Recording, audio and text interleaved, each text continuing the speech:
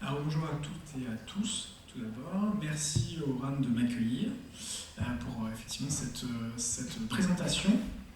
On va aller aujourd'hui du côté donc, des jeux vidéo et de l'archéologie.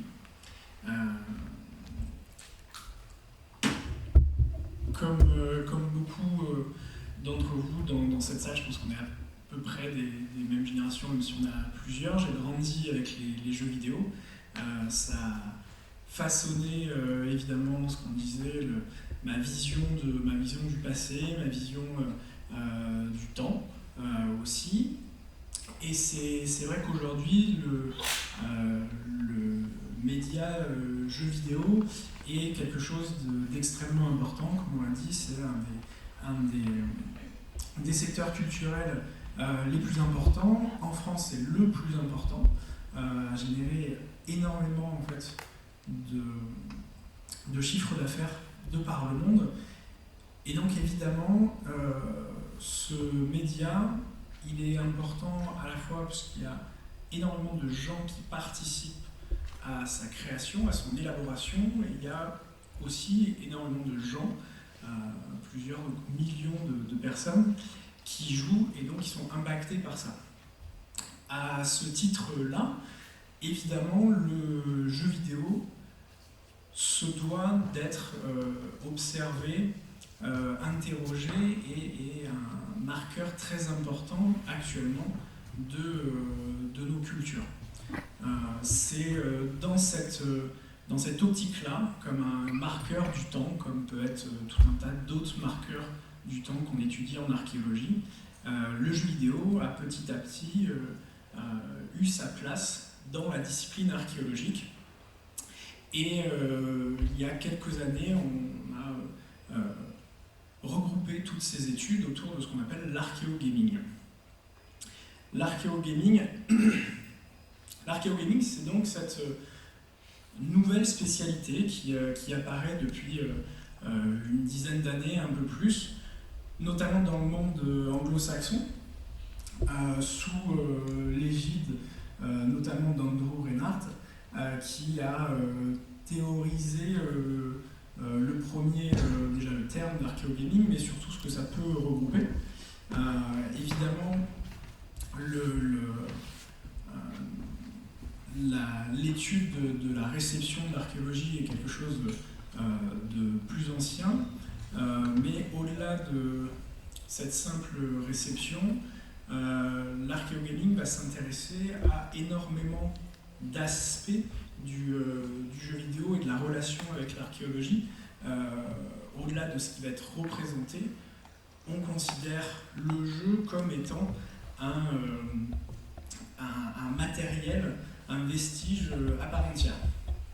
Donc là, sur ce schéma qui est très très grand, du coup vous le voyez bien, super, on voit un découpage fait par Reinhardt sur tout ce que peut comporter l'archéogaming. Évidemment, je ne vais pas revenir en détail sur tout ça. On va passer petit à petit les différents points un peu clés pour que vous compreniez vraiment comment est-ce que l'archéologie peut s'emparer du jeu vidéo et en quoi, du coup, l'étude des ruines et l'étude du temps s'insèrent là-dedans. Mais déjà, on peut effectivement se demander pourquoi observer le jeu vidéo. Comme je l'ai dit, c'est un élément qui est central, qui va être de plus en plus important dans notre économie, dans notre culture, et à ce titre-là, au-delà même de ce qui est représenté, ça va être notre façon d'aborder le réel, d'aborder la modélisation du passé, d'appréhender nos représentations au même titre que ça pouvait être le cas sur tout un tas d'autres supports par le passé. Et le caractère extrêmement récent du jeu vidéo qui peut parfois être pointé du doigt comme d'autres disciplines d'archéologie contemporaine d'ailleurs, peut effectivement déstabiliser certains, mais en soi, ce qu'il faut se dire, c'est que on a la chance de pouvoir étudier à l'heure actuelle une trace de l'homme dont on a de nombreux éléments, de nombreux détails, les tenants et les aboutissants. Pourquoi est-ce qu'il faudrait attendre une centaine d'années, 2 siècles, voire plus, pour se retrouver qu'avec des éléments fragmentaires, pour se dire « Ah, maintenant ça intéresse les archéologues ». Je pense que tous les archéologues seraient ravis que des gens d'il y a 2000 ans, pour rester à l'époque antique, aient fait ce travail de catalogage, d'analyse, de collecte des matériaux pour nous les restituer entièrement, plutôt que d'attendre sagement qu'on se retrouve avec tout un tas de vestiges. Donc je pense que ce travail de conservation autour du jeu vidéo au moment où il est accessible est tout aussi important et rentre totalement dans ce qui est l'archéologie aussi. On ne va pas questionner plus en avant la définition même de l'archéologie, mais en soi, l'archéologie se doit d'étudier toute trace humaine laissée qui révèle des choses sur ces cultures. Donc évidemment, le jeu vidéo est en ça totalement dans cette optique. Malgré tout, le jeu vidéo est un vestige un petit peu particulier par rapport à ce que les archéologues peuvent avoir l'habitude. Aussi, comme la discipline est encore jeune, on a le devoir de créer de nouveaux outils, de nouvelles méthodes. On est confronté à des nouvelles limites. La première des limites, on va dire, en tout cas des biais, ça va être l'observation même. Encore une fois, on rentrera plus en détail un peu par la suite, mais le jeu vidéo n'est observable que par le prisme de l'avatar joueur, ou en tout cas de la vue subjective que les développeurs ont voulu insérer dans le jeu. Et donc en tant qu'archéologue, on va parfois être confronté en fait à cette vision non périphérique, c'est-à-dire que l'aspect fragmentaire qu'on va pouvoir retrouver quand on est sur un chantier de fouilles plus classique, où on ne va pas avoir tous les morceaux d'une poterie par exemple, ben là on va le retrouver non pas dans l'élément lui-même qui est entier, mais notre vision va être forcément fragmentaire parce que limitée par les observations qu'on peut faire de l'avatar. Donc on va être parfois obligé d'avoir recours à des modifications de code pour pouvoir naviguer beaucoup plus librement dans les zones à observer, pour pouvoir aller justement chercher d'autres types d'informations et pouvoir un peu compenser cet aspect fragmentaire. Une autre des limites qu'on va avoir, c'est le caractère éphémère de notre observation, encore plus que parfois sur des chantiers classiques. Typiquement, lorsque un joueur ou un personnage, qui soit PNJ ou non, qui soit non-joueur ou non, va lâcher un objet ou casser un objet du décor, très souvent, cet objet va disparaître au bout de quelques secondes. Donc là, on a un temps d'observation qui va être encore plus court. On va avoir en fait ce problème de la chronologie qui est encore plus limité que dans le monde, on va dire, dans la fouille classique.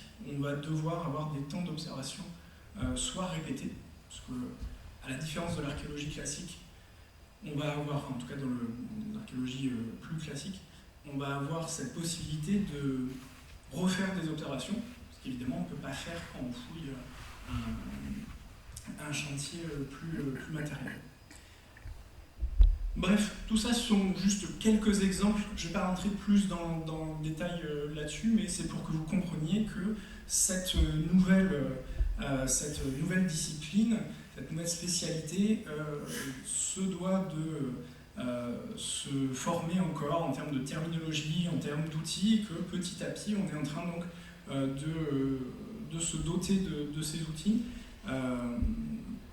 y compris en France, même si pour l'instant ça reste quand même un domaine plutôt anglo-saxon. Sur les points sur lesquels porte l'archéogaming, un petit récapitulatif donc assez rapide. L'archéogaming, ça va être aussi un aspect matériel, c'est-à-dire que le jeu en lui-même est une donnée matérielle.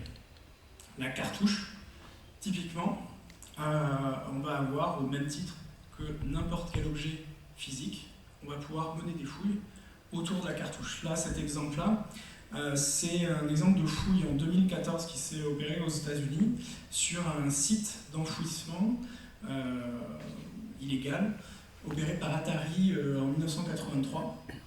Après quelques échecs commerciaux, la firme a de nuit enterré des millions de cartouches, enfin, près d'1 million de cartouches, dans un désert. Et l'information, bizarrement, n'est pas totalement passée inaperçue, mais est restée une légende urbaine pendant des années, jusqu'à ce qu'une équipe d'archéologues conduise des fouilles réelles. Donc on n'est pas juste sur une opération de désenfouissement, on est vraiment en fait sur une opération archéo qui a été menée pour essayer en fait de documenter cet événement. Et donc on a retrouvé les cartouches qui ont en partie été envoyées dans des musées et puis en partie été vendues dans des ventes aux enchères. Donc on a cet aspect vraiment matériel qui existe autour évidemment donc de la cartouche. On peut aussi discuter des studios au même titre qu'on veut faire de l'archéologie du bâti sur des bâtiments médiévaux. En soi on peut faire de l'archéologie du bâti sur des studios de jeux vidéo qui ont été abandonnés par exemple, ou qui sont en cours de reconstruction ou qui ont été récupérés par d'autres personnes. Enfin, on va avoir un aspect matériel aussi sur les consoles, c'est-à-dire que ce qu'on mène autour du jeu en lui-même, de la cartouche, de la boîte, on peut aussi le mener sur des consoles, qui sont des objets physiques, des objets complexes, qui répondent à des chaînes opératoires qui sont complexes, et donc faire la même étude qu'on veut faire autour d'une épée. On peut le mener à partir des consoles dessus pour essayer de confronter ce qu'on en sait. L'idée, c'est évidemment pas de redire quelque chose qu'on pourrait avoir par des reportages ou par des notices directement des entreprises, mais bien de confronter en fait plusieurs types de discours, comme peut le faire l'archéologie quand celle-ci est confrontée au discours historique, pour croiser les différentes données, voir si effectivement la perception des gens est conforme à la réalité du terrain et inversement. On va avoir ensuite, donc on a la cartouche, on va avoir la conception du jeu. On va avoir cette zone intermédiaire qui va se porter sur comment est-ce qu'on va construire le jeu. Donc ça va être à la fois les études préparatoires qu'il peut y avoir, ça peut être les relations avec les experts qui sont très importants, de plus en plus importants dans le monde du jeu vidéo. Je ne vais pas vous refaire l'histoire autour d'Assassin's Creed, mais je vous invite à regarder ça. C'est très intéressant comment est-ce que les experts vont être mis en avant pour justifier l'existence de ces jeux historiques. Mais bref, donc on a toutes ces études-là, mais on va aussi avoir les études autour du code du jeu vidéo en lui-même, qui va être exploré comme une stratigraphie, où on va avoir en fait les différentes étapes de construction. Là aussi, le but, c'est de retrouver une chaîne opératoire dans la construction du jeu, à travers les différents logs du jeu. Essayer de construire, de déconstruire.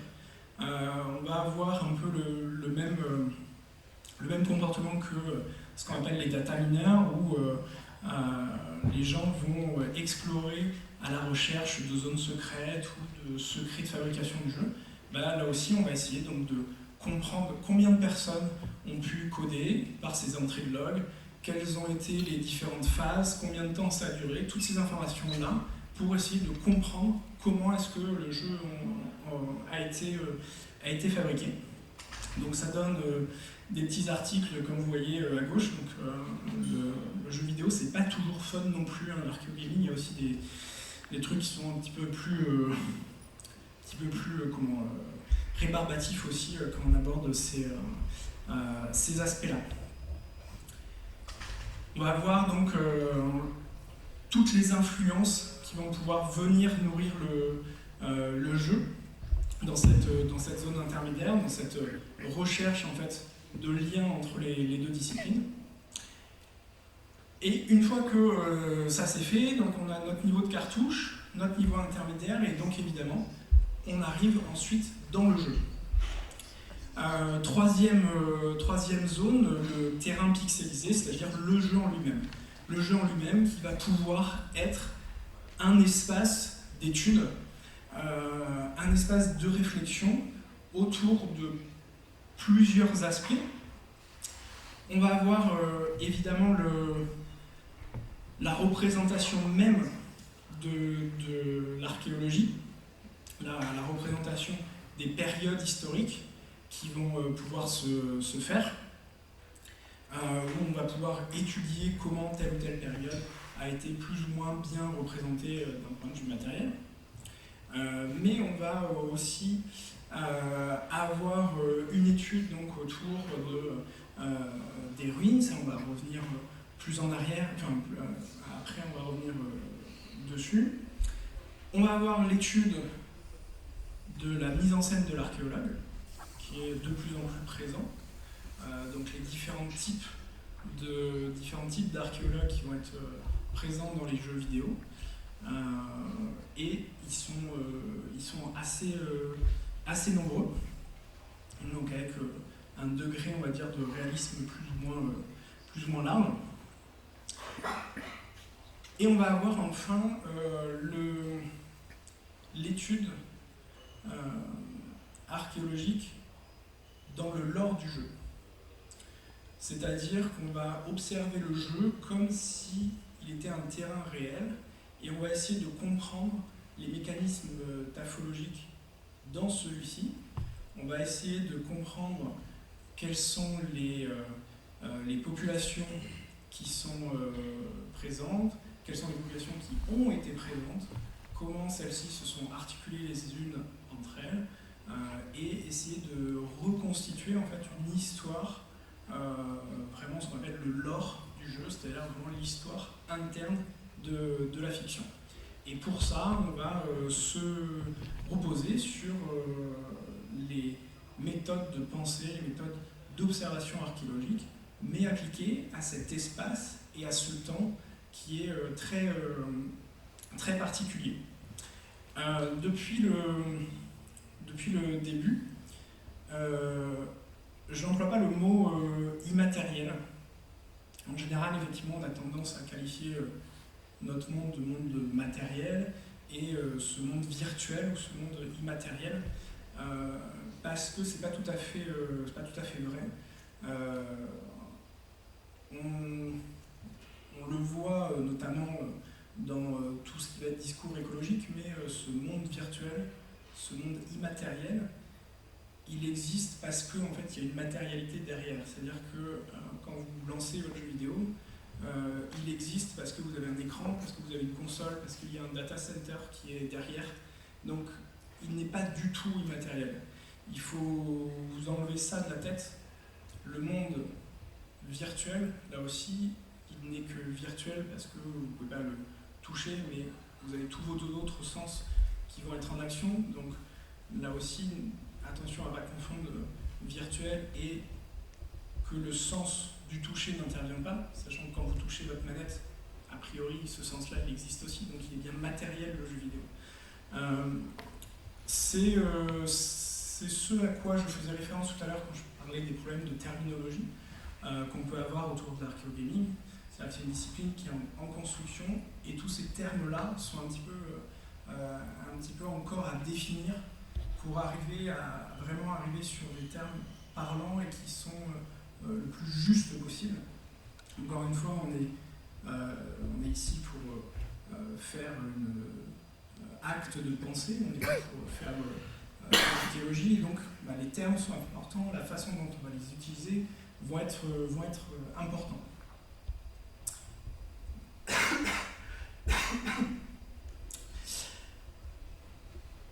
Ensuite, on va avoir ce quatrième espace qui est l'espace satellite, c'est-à-dire qu'une fois qu'on a le jeu, une fois qu'on a eu la construction du jeu, une fois qu'on a eu l'espace du jeu,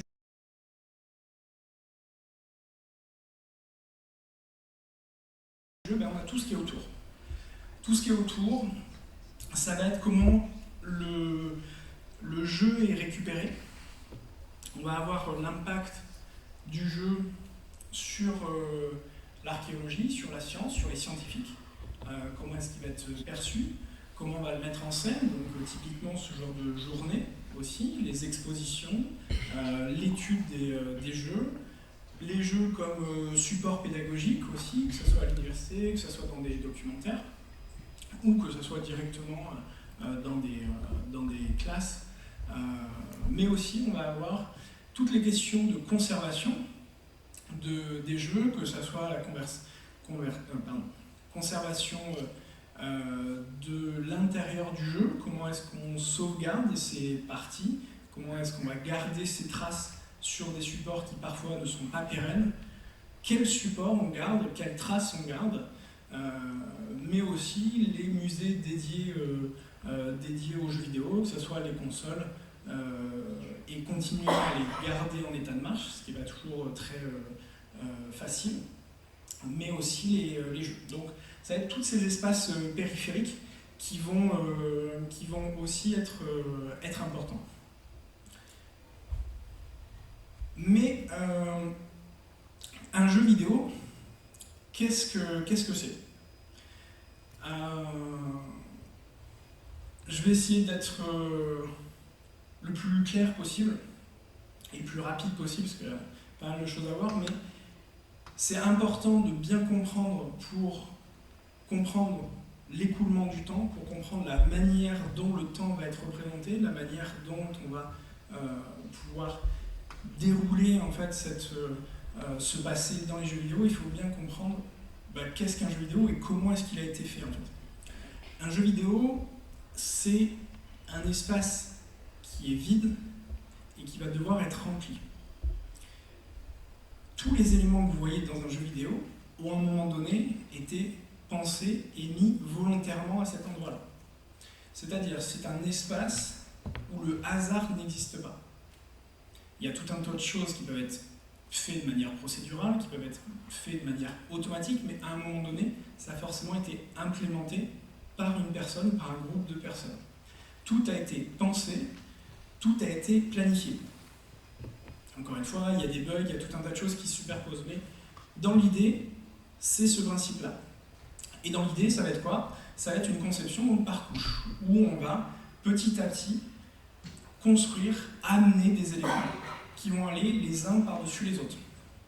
Donc là, par exemple, vous avez un petit jeu qui était fait très rapidement en quelques heures, mais où on voit bien l'évolution de la zone vide sur laquelle on va pouvoir mettre déjà un plan de travail, sur lequel on va rajouter des blocs, sur lequel on va rajouter des objets actifs, sur lequel on va ajouter des textures, sur lequel on va ajouter des assets d'éclairage et de physique pour arriver au résultat final. En soi, entre les deux images qui sont sur votre droite, c'est exactement la même chose. On est juste sur un habillage différent. Ce type de conception, il il est impacté par deux contraintes, là aussi deux contraintes fondamentales quand on essaye de comprendre le jeu vidéo. Ça va être la contrainte de ressources au moment de la création, c'est-à-dire le nombre de développeurs qui vont pouvoir faire ce travail-là, le nombre d'employés que le développeur va pouvoir mettre au service de ce travail-là, puisqu'il faut tout faire, tout dessiner, tout coder. Et aussi, en fait, la destination.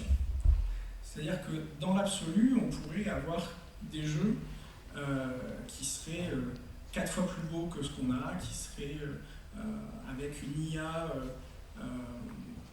des PNJ qui seraient beaucoup plus développés, avec des musiques dynamiques par centaines. Le problème, c'est la ressource sur laquelle le jeu va pouvoir tourner. Ce qu'on appelle le temps machine. C'est-à-dire qu'il faut imaginer que votre console, votre PC, il y a une barre de chargement. Et à chaque fois que vous mettez un élément dans votre jeu vidéo, vous remplissez cette barre. Alors vous allez la remplir avec tout ce que contient le jeu vidéo. Et à un moment donné, cette barre elle est pleine et vous ne pouvez plus rien mettre dans votre jeu. Et évidemment, vous ne pouvez pas faire un jeu pour les 3 ou 4 PC qui ont une ressource quasi équivalente à ce que peuvent avoir les développeurs, donc il va falloir trouver un juste milieu. Donc ce temps machine, il va forcément impacter parce que, on va dire, sur cet exemple, par exemple, on va dire ça va être compliqué de rajouter de la pluie dynamique parce que ce calcul physique de l'eau qui coule, ça va prendre un slot que mon ordinateur ne pourra pas faire tourner, que ma console ne va pas faire tourner. Je vous laisse aller regarder tout un tas de vidéos reprenant ces questions-là, notamment sur les portages, puisque c'est quelque chose qui se pose fréquemment, notamment sur les portages sur Switch, qui est une console qui veut avoir beaucoup de jeux, mais qui techniquement a du mal à les faire tourner. Et donc on est clairement dans ce problème. Je pense à Witcher 3 par exemple, on s'est retrouvé avec une barre de chargement qui, pour schématiser, était 3 fois plus grande que la capacité de la machine. Et donc il a fallu couper, dire qu'est-ce qu'on va couper de cette barre pour que ça rentre dans mon temps machine de ma Switch. Donc évidemment, la nature et la quantité de détails et d'informations qu'on va pouvoir mettre va évidemment impacter sur la manière dont on va représenter par la suite le passé et les données matérielles. C'est une contrainte absolument à garder en tête. Pour revenir plus particulièrement là aussi, parce que ça va avoir un gros impact sur la notion de ruine, les objets ils sont basés sur un principe de découpage par grille, par squelette. Ce qu'on voit ici, on va avoir des objets qui vont être reliés à ce qu'on appelle un nombre de polygones. C'est ce qui va permettre d'avoir de plus en plus de détails. On voit, je ne sais pas si on voit bien sur les bâtiments au-dessus, qu'on va avoir en fait ces zones. Et en gros, il faut imaginer qu'à chaque fois que vous avez un trait, vous allez pouvoir appliquer sur la surface de chaque polygone un traitement différent. C'est ce qui va créer votre relief, c'est ce qui va créer en fait vos différences d'impact lumière par exemple, ou vos impacts de collision avec les autres éléments en bloc. La création de jeux vidéo, elle se fait par bloc. Ces blocs sont découpés donc en petits quadrillages, mais en soi, ce que vous avez représenté, c'est un bloc. Et par-dessus, vous allez avoir une texture qui va s'apposer et créer des effets d'ombre, etc. Mais l'élément ne peut pas se fractionner. C'est-à-dire que ce bloc-là, s'il n'a pas été prévu pour se fractionner, vous ne pourrez pas le fractionner. Encore une fois, on est dans la position où des gens décident de ce qui est possible ou pas possible, Et si ça n'a pas été implémenté, si ça n'a pas été réfléchi en amont, ce bloc-là ne pourra pas se dégrader. C'est-à-dire qu'il ne pourra pas devenir une ruine. On est sur vraiment l'élément central de cette notion de ruine dans le jeu vidéo, c'est-à-dire tout ce qui est représenté a été pensé, dessiné, conçu en avance.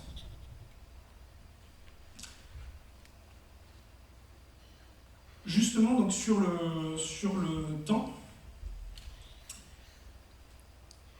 oui, évidemment, je ne l'ai pas dit, mais plus on avance dans le temps, plus on a des machines qui sont de plus en plus performantes, on a des outils qui sont de plus en plus performants, et donc on va petit à petit avoir aussi une évolution dans le nombre de polygones, dans le nombre d'assets qu'on va pouvoir mettre dans notre jeu, et évidemment ça va impacter la qualité visuelle, mais aussi la qualité de représentation du passé et de la ruine. Là, vous avez deux exemples tirés de la licence Zelda, qui ont une vingtaine d'années d'écart, où on voit le même endroit dans Hyrule qui est représenté, mais où évidemment on n'a pas tout à fait les mêmes ressources à notre disposition, et donc forcément on va avoir cette possibilité d'affiner et de créer de plus en plus d'assets,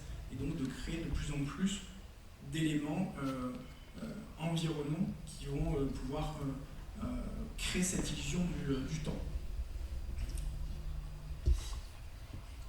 Ce temps justement et cette illusion du temps, elle est très importante parce qu'effectivement dans le jeu vidéo on ne représente pas le temps, on représente ses conséquences. C'est quelque chose de très important de faire cette distinction, c'est-à-dire que nous, là, on est en train d'expérimenter le temps physique. On a une durée qui s'écoule avec un impact sur tout ce qui nous entoure. Dans le jeu vidéo, ce n'est pas du tout le cas. Dans le jeu vidéo, on a un temps visuel, c'est-à-dire qu'on a une représentation du temps. On a une représentation de ce qui pourrait se passer dans un monde physique. Que ça soit par un système de jour-nuit, que ça soit un système d'ajout de choses ou de dégradation visuelle, que ça soit un effet de vieillesse, on va avoir cet aspect en fait qui va être représenté, mais on ne l'expérimente pas. On ne l'expérimente pas parce que il y a dans le jeu vidéo un principe du temps qui est très différent de notre temps physique. On va avoir plusieurs phases du temps. On va avoir déjà un temps compressé, c'est-à-dire tout ce qui est avant le jeu. Dans un monde, on va prendre l'exemple de Zelda par exemple, vous avez sur le côté une liste de tout un tas d'événements sur 10 000 ans qui expliquent comment a évolué le monde d'Hyrule. Tous ces éléments-là, ils se sont réellement passés. C'est-à-dire que des gens ont fait la liste de ce qui s'était passé et ont comprimé tout ça en un résultat visuel pour le créer au moment du début du jeu. Et nous, ce qu'on a, c'est pas un moment du temps comme si vous sortez dehors et vous arrivez en 2025 à Narbonne. Non, vous avez un temps compressé qui vous est donné comme résultat.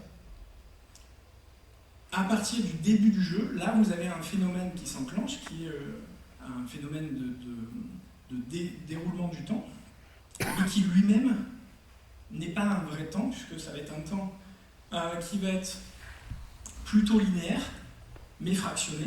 Vous allez avoir des cinématiques, vous allez avoir des coupes, vous ne voyez pas le temps réel qui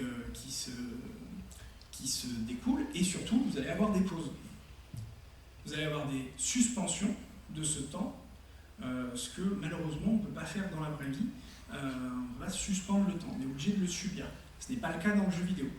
Même si on a un développement de plus en plus des MMO ou des mondes persistants qui veulent s'affranchir de ces aspects-là et qui vont vouloir avoir un temps linéaire, sans pause, avec des conséquences, même quand le joueur n'est pas connecté. Mais là aussi, on est dans un découpage du temps qui va forcément être différent de notre perception du temps physique. Le temps dans le jeu vidéo, ça va être aussi un temps qui sert à jouer, c'est quand même le principe du jeu. Donc on va avoir tout un tas de jeux qui vont jouer sur ces possibilités justement du temps, sur ces possibilités d'arrêt du temps, sur ces possibilités de rembobiner le temps, au contraire d'essayer de jouer sur la pression du temps qui passe de plus en plus vite, avec un timer par exemple.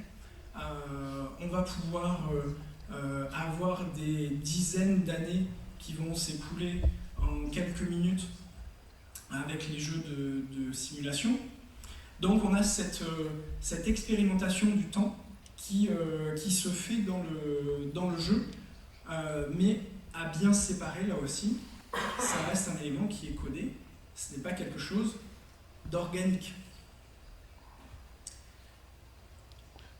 Les espaces du jeu vidéo, là aussi, ne sont pas des espaces organiques. Comme je l'ai dit tout à l'heure, ce sont des espaces qui sont définis, ce sont des espaces qui ont été pensés dans leur entièreté.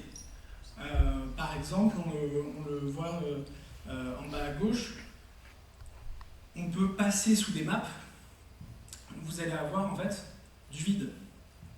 Là aussi, ce n'est pas quelque chose qui est expérimentable dans notre monde. Cet espace, il a été pensé dans ses moindres détails. On n'est là que dans une volonté en fait de représentation de l'espace.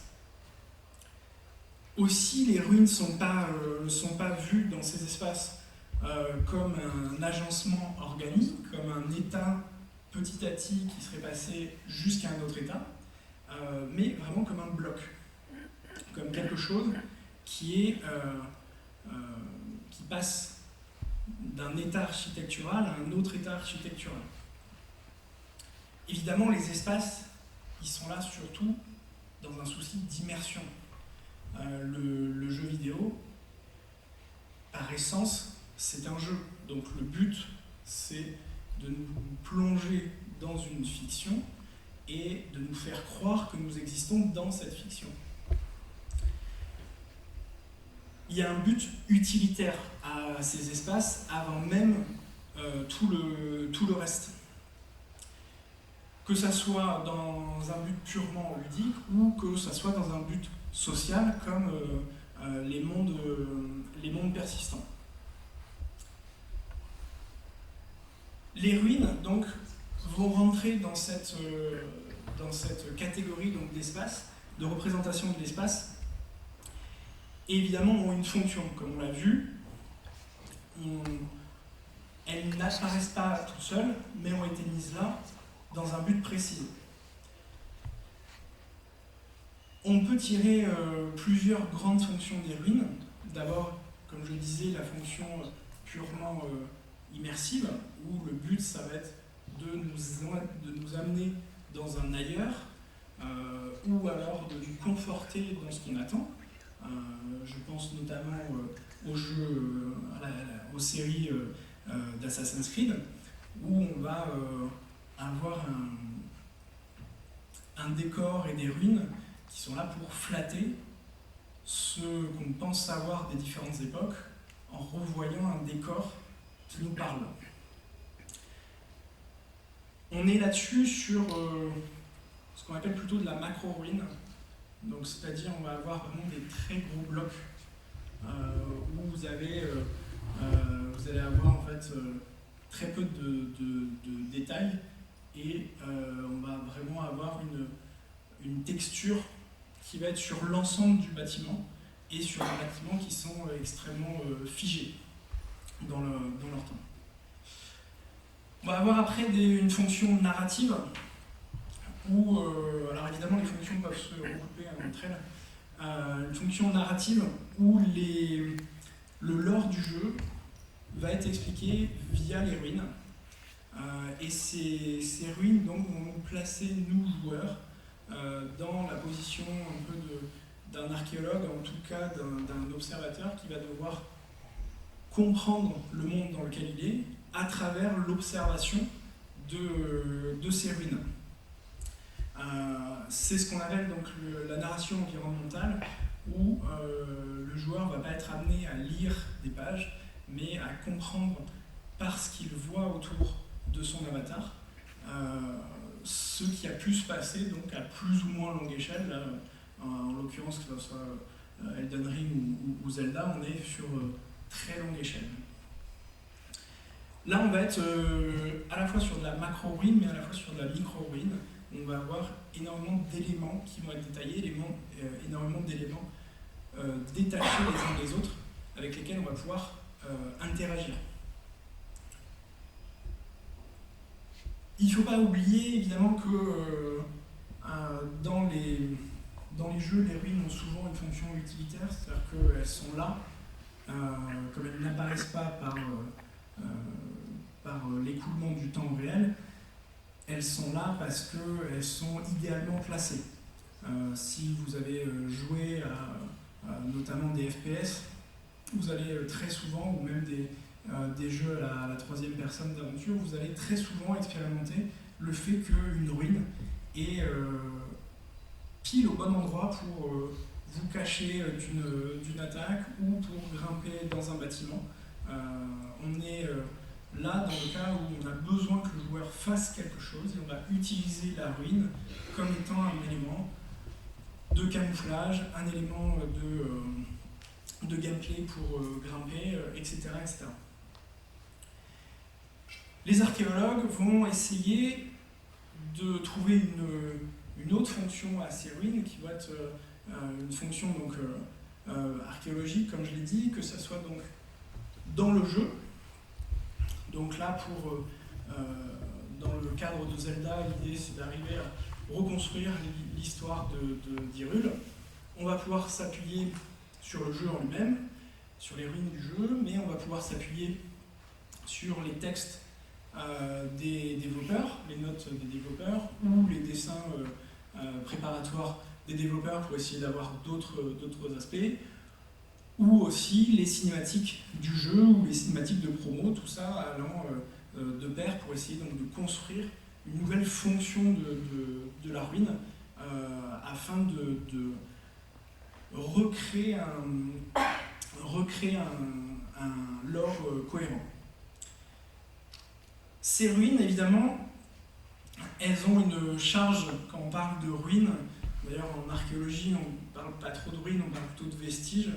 Quand on utilise le mot ruine, il y a un aspect très romantique derrière. Ça fait appel à tout un imaginaire autour de la ruine, autour des civilisations perdues.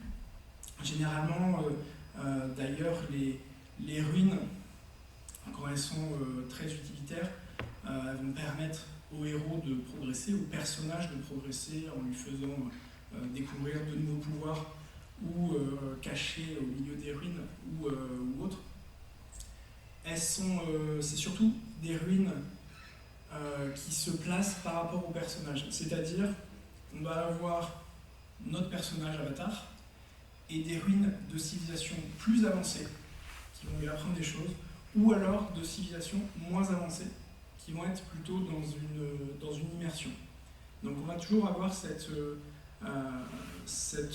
séparation très nette, que ce soit dans Skyrim, où on va avoir les ruines naines avec tout un tas d'appareils assez fabuleux, ou alors des ruines beaucoup plus primitives qu'on peut observer dans From Dust par exemple, pour prendre un autre type de jeu très éloigné. Ce qu'il faut comprendre, c'est que les ruines dans les jeux vidéo, elles sont forcément binaires. C'est-à-dire que le bâtiment, soit il est construit, soit il est en ruine. Ça n'est pas le passage petit à petit d'un état à l'autre. On est dans un processus de rendu. Et au-delà même de ça, bien souvent, d'ailleurs, la ruine n'est même pas binaire, c'est-à-dire qu'elle n'apparaît que dans son état dégradé. Elle n'a même pas de passage à un état de bâtiment, par exemple. Donc on est dans une fonction où le développeur où le level designer va dessiner quelque chose directement de dégradé. La ruine dans notre monde à nous, on va dire, va être généralement dans une dégradation involontaire, dans un processus long involontaire. Là où la ruine du jeu vidéo va être dans un processus totalement volontaire. Voir, donc là c'est un mode pour Zelda, d'une modeuse qui a développé un outil pour créer des ruines. Donc on a, c'est le tableau que vous voyez en haut, on a tout un tas d'assets sur lesquels on va pouvoir effectuer une dégradation volontaire en la découpant en morceaux plus ou moins séparés. Il n'y a pas d'aléatoire dans la ruine virtuelle. C'est ce qu'il faut bien assimiler, c'est-à-dire qu'en s'assimilant, en s'affranchissant de toutes ces étapes du temps, puisque le temps dans le jeu vidéo est un élément qu'on maîtrise, on va arriver en fait à quelque chose de très différent d'une ruine. Et en soi, il n'y a pas de ruine dans le jeu vidéo. C'est-à-dire que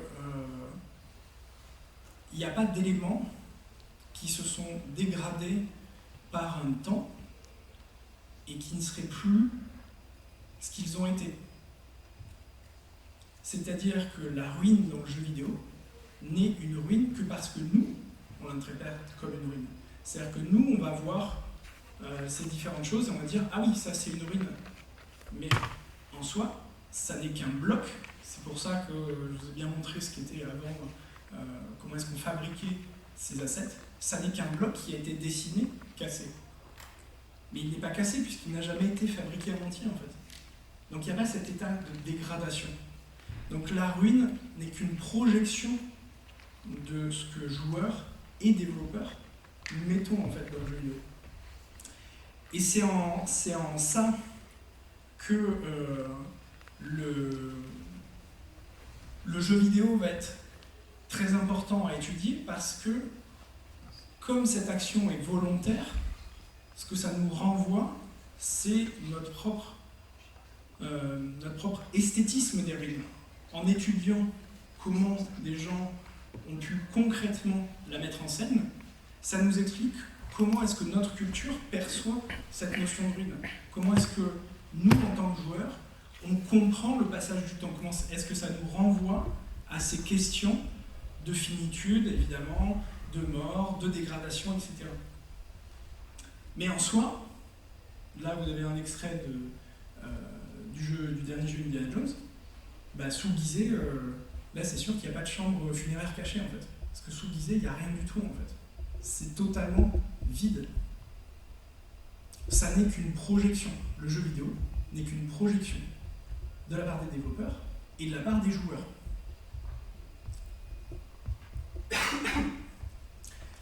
On a d'ailleurs ce qu'on voit là-haut, on a des packs de ruines. On peut acheter sur Unity, qui est un moteur graphique, des packs de ruines déjà faits.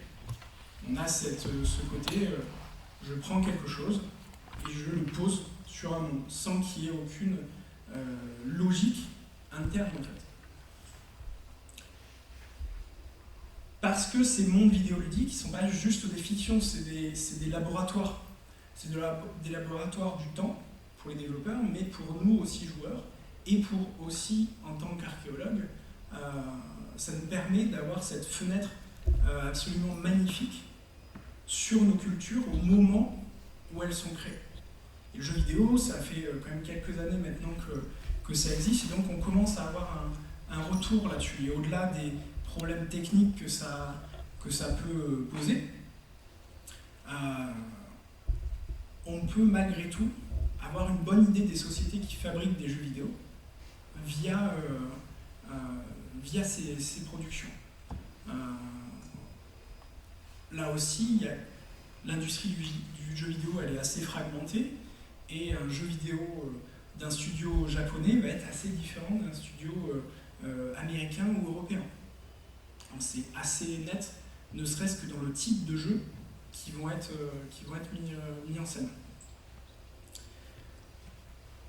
Aussi, donc le temps, la mise en scène de la durée, la mémoire, les ruines, vont être tout autant d'éléments qui vont être importants donc à observer en tant qu'archéologue. Et au-delà de ça, ça nous fait remettre en question donc nos propres pratiques archéologiques, évidemment.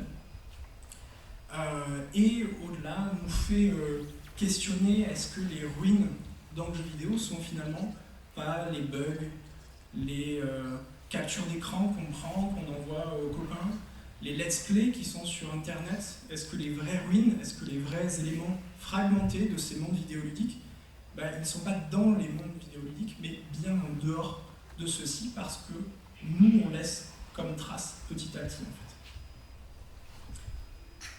Je vous remercie en tout cas de votre attention. J'étais un peu long et un peu décousu, je suis un peu désolé. Non, je suis à peu près bon sur le temps. Et je vous écoute si vous avez des questions, ce sera avec plaisir. Merci.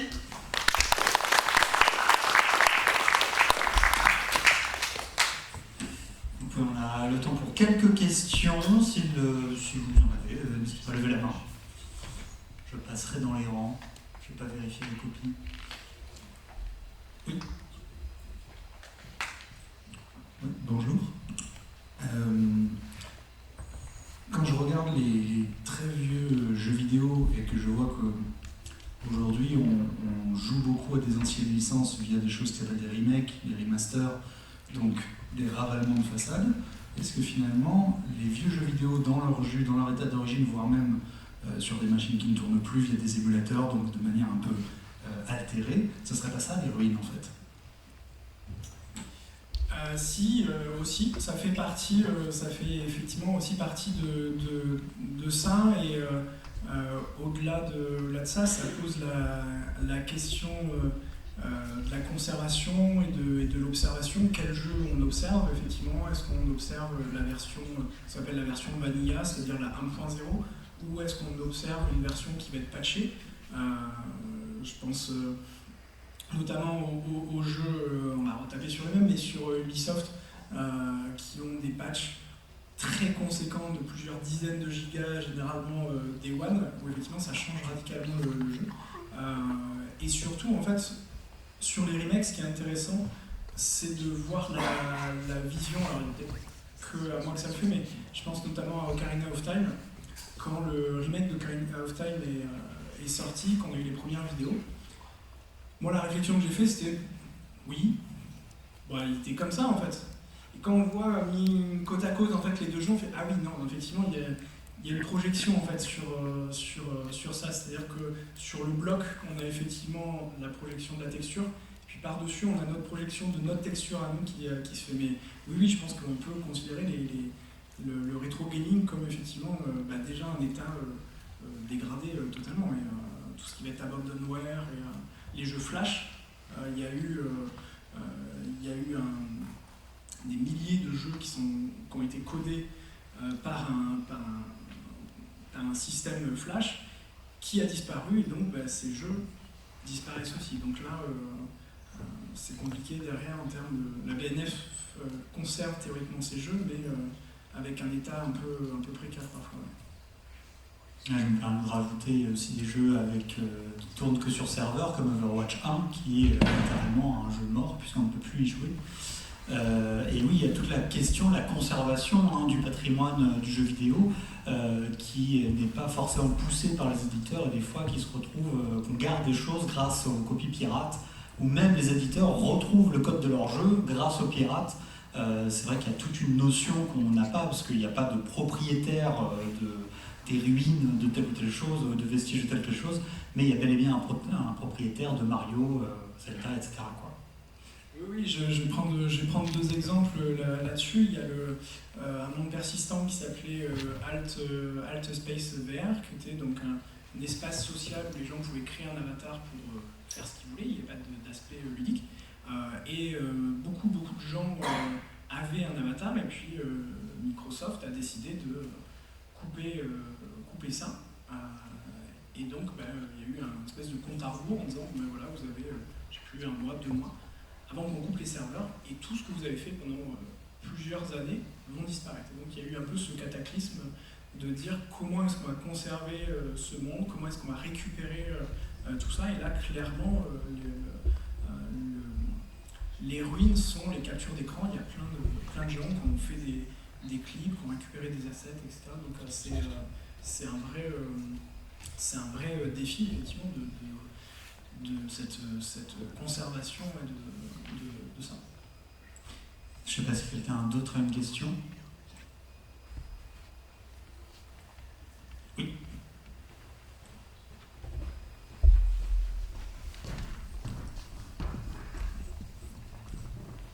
Il y a 2 ans, j'ai vu une autre conférence sur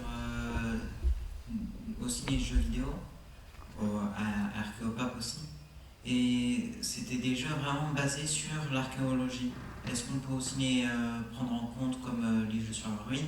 Il y avait notamment un jeu sur le journal Le Petit Toulousain où on devait retrouver des articles de journal pour le reconstruire. Oui, j'ai pas trop abordé cette question, mais le jeu vidéo s'est développé tout seul, entre guillemets, pendant des années, et depuis quelques années, la science intervient de plus en plus, voire est moteur de création de jeux. Je vais passer très rapidement, mais j'ai montré l'affiche d'une Game Jam, c'est une espèce de concours de création de jeux vidéo en temps limité, qui a été organisé par l'INRAP sur un site archéologique à Étiole en particulier. Donc la consigne était de créer un jeu vidéo sur l'archéologie avec des archéologues. C'est des équipes réduites de 5 personnes, je crois, avec un level designer, un archéo, un sound designer, un développeur et je ne sais plus quel corps de métier aussi. Mais le but, c'était vraiment de développer un jeu basé sur la fouille archéologique. Et ces jeux sont disponibles, hein, je vous invite à aller les jouer. Alors il y en a qui sont un peu voilà, mais personnels on va dire, mais il y en a qui sont tout à fait jouables. Et oui, on a de plus en plus ce développement du jeu du côté scientifique qui se fait. Eh bien, je vous remercie. Merci pour votre conférence.